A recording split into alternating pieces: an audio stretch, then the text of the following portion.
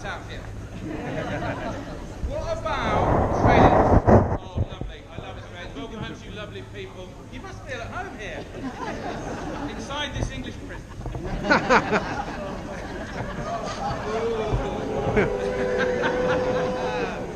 Anyway, enough of insulting the crowd. It's because I'm excited. I'm genuinely excited because this is my favourite part of the tower.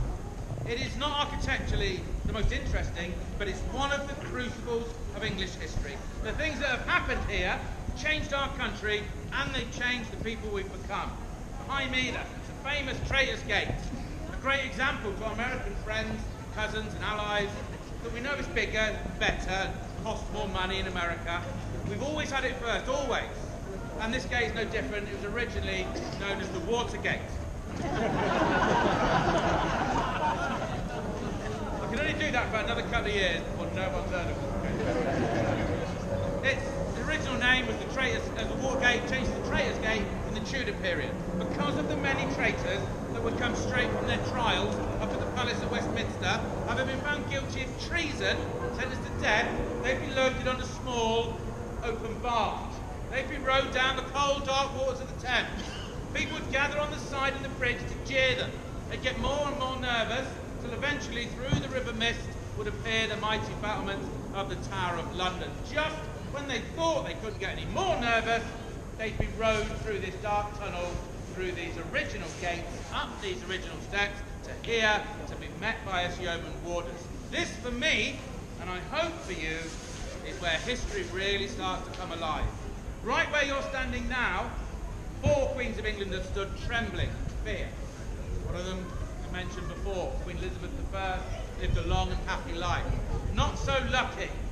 Second wife of Henry VIII, Queen Anne Boleyn, dragged up these steps to here, taken away by the yeoman warders. Then the 5th wife of Henry VIII, Queen Catherine Howard, dragged up here, dragged off to her accommodation. Poor Lady Jane Grey, the uncrowned child queen of only 9 days. A young girl, bewildered, brought up here, thrown into jail. Those 3 ladies, those 3 queens, are still here in the tower, or in the chapel, under the floor, minus their heads. I'm going to show you where they're buried and tell you their stories a bit later on in the talk. If you look left and up, you see the outside there of the Wakefield Tower. Now, it doesn't look much from outside. You've got to go and have a look. To get to it, you go upstairs on your right, through the medieval palace. It was the King's audience chamber. Inside the audience chamber, there's a tiny little day chapel. Only room for 1 person to pray at a time. The 21st of May, 1471, King Henry VI of England was kneeling in there in prayer. He's a very religious man. Very quietly, in came 2 knights. One stabbed him in the kidneys, the other one smashed him on the back of the head with a spiked mace. The King of England was assassinated right on that spot. He's haunted by the back of someone's head. If you move round and look up, you'll see the back there of the Bloody Tower. Not originally called the Bloody Tower, it was originally called the Garden Tower. It overlooks a beautiful little garden. Its name was changed to the Tower of Blood, then the Bloody Tower, during the time of Elizabeth I, because of the many terrible things that had happened over history in that tower. The most famous and the most terrible, in my opinion, is the disappearance and the murder of the 2 boy princes, the princes in the tower. It was the young uncrowned King Edward V and his younger brother Richard, the Duke of York, little boys, 12 and 9.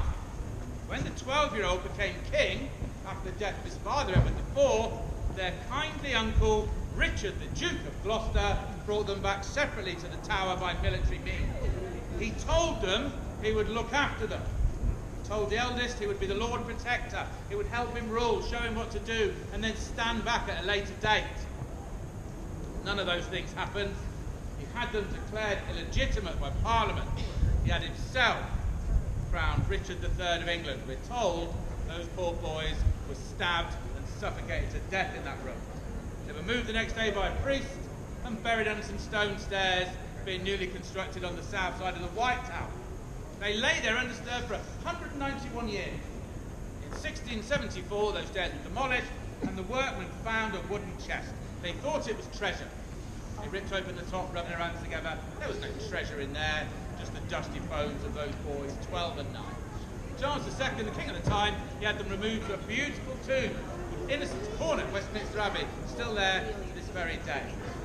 In the archway there, the bloody tower, at the top, you'll see a spiked Norman drop gate or portcullis. Now that is a marvel of medieval engineering. It's 700 years old. It's simply a spiked metal gate designed to be let down at speed to dig in, stop the enemy getting in during a siege. It's 700 years old, it's totally original, and it is in perfect working order. Now, if you've watched too many Hollywood films, you'll think that a man with a blue face, Australian accent, wearing some sort of skirt, can hold that up while all his Frenchmen in and out stabbing English soldiers. It's not the case. That weighs 2.5 tons. It took 30 men to raise and lower it. In a minute, we're going to go through there. There are 2 health and safety briefings, mandatory on this tour. Here's the first one. In a moment, we're going to go through the archway. The bloody tower above your head will be a 2.5 ton spiked gate that's 700 years old, kept in the raised position by 700-year-old fixings. It makes sense, it's not going to be in the raised position forever. If today is the fateful day and you hear a creaking followed by a whooshing sound, I recommend you very quickly grab a small child as a shield. My children have all grown up. I don't like to lend me a small child. It's a little bit selfish. Make a gap and I will lead you into the inner ward of the Tower of London.